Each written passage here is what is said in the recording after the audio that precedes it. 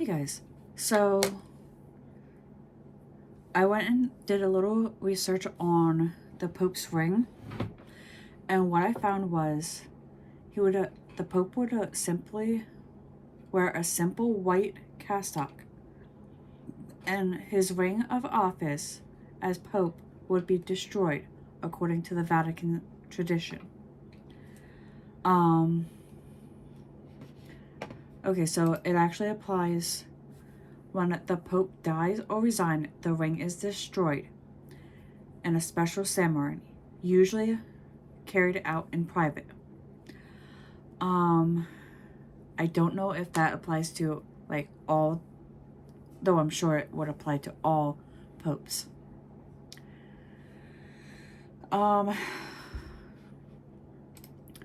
More information. When a pope resigns, there are specific protocols in place, although such occurrences are extremely rare. Here's what happens. 1. The cardinals gather.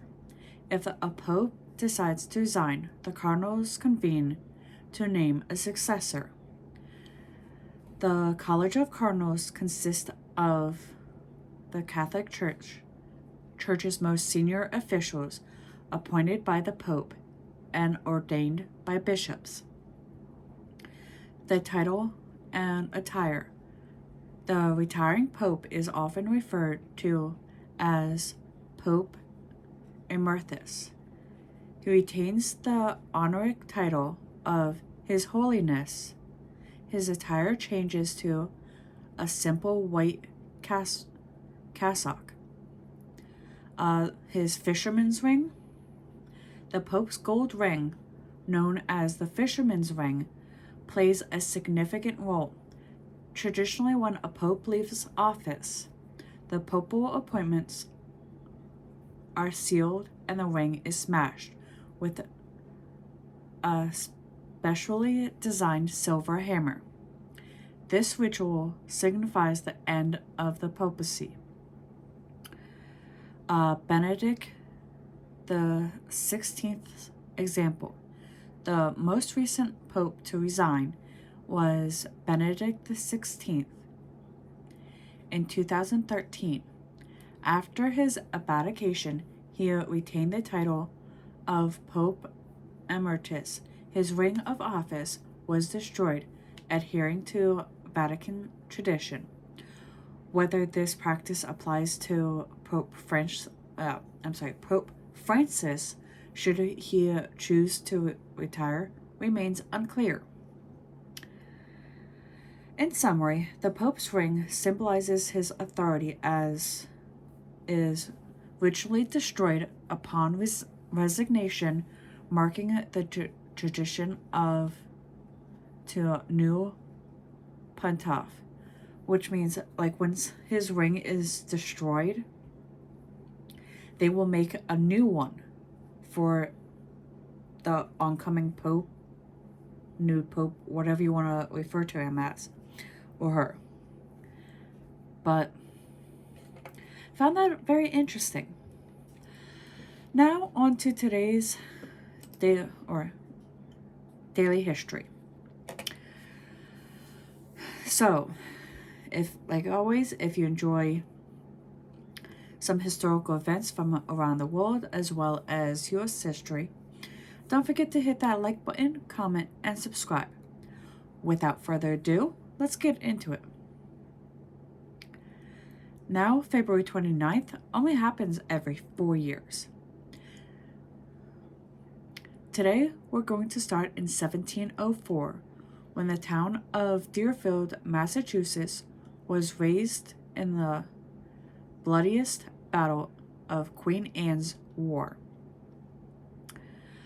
In 1936, Anne Lee, or Mother Anne, the religious leader who brought the Shaker sect from England to American colonies, was born in Manchester, England.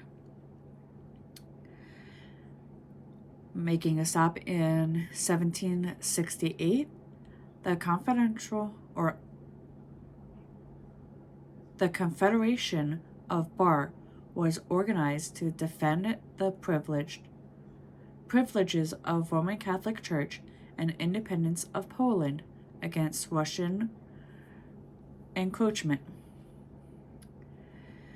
In 1896, Indian politician Mojori Desai, who as Prime Minister of India from 1979 to 1979, was the first leader of sovereign India not to represent the long-ruling Indian National Congress Party, was born.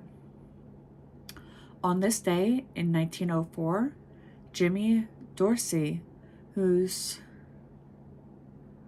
orchestra was one of the most popular big bands of the swing era in the United States, was born.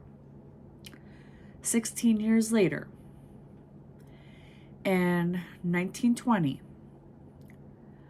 a new democratic constitution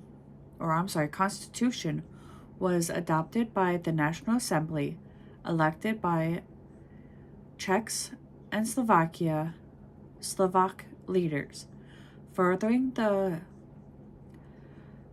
consolidation of the two states into Czechoslovakia.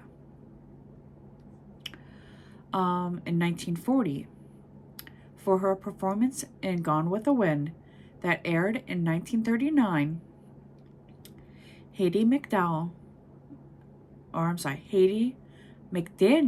became the first African American to win an Academy Award for her Best Supporting Actress. Now we're going to make a stop in 1980, where at the age of 51, Canadian hockey player Gordie Howe became the first to score 800 goals in the NHL, which is the National Hockey League. 1980 also brought us the 11th Central Committee of China's Communist Party, approached by the rehabilitation of the late Liu Shaoqi, who passed away on November 12th of 1969 in political disgrace.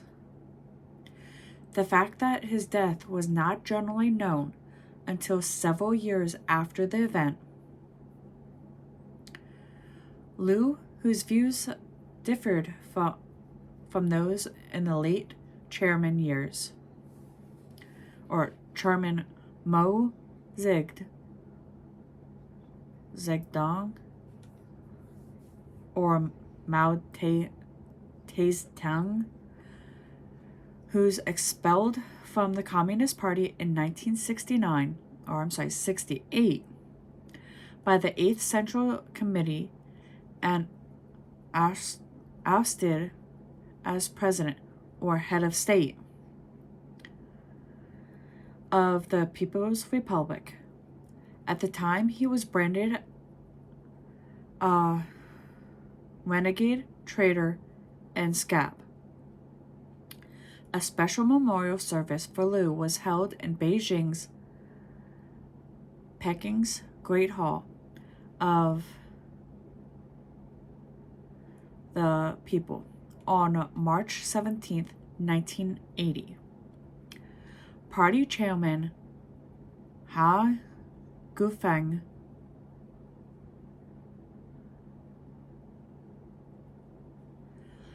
presided, while Vice Premier Tang Hasuping delivered the eulogy. He described Liu as a great Marxist and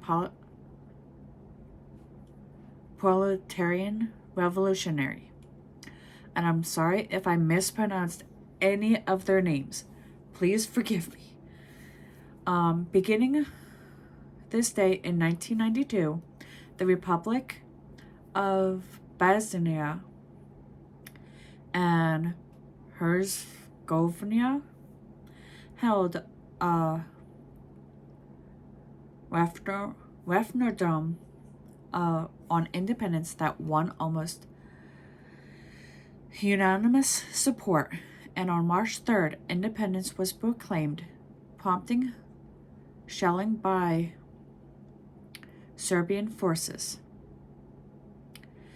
In 2004, The Return of the King, the last installment of the film adaptation of J.R.R. Tolkien's epic fantasy, The Lord of the Rings, received 11 Academy Awards, tying the record held by Ben-Hur in 1957 and the Titanic in 1997.